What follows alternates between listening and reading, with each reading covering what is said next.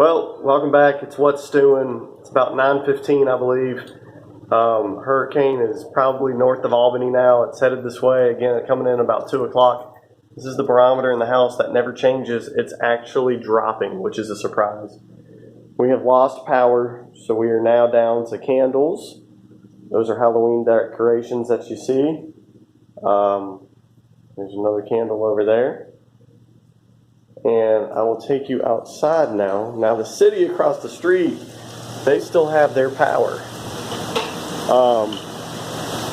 The gusts are starting to increase. No doubt about it. It's getting a lot windier. The rain's getting, heavier.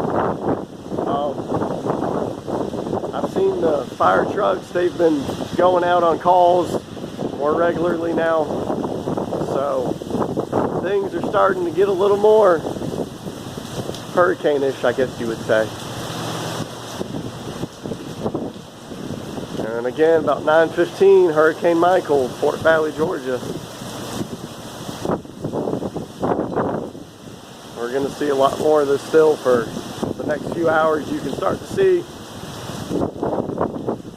debris. There's some limbs that have fallen in the road out there.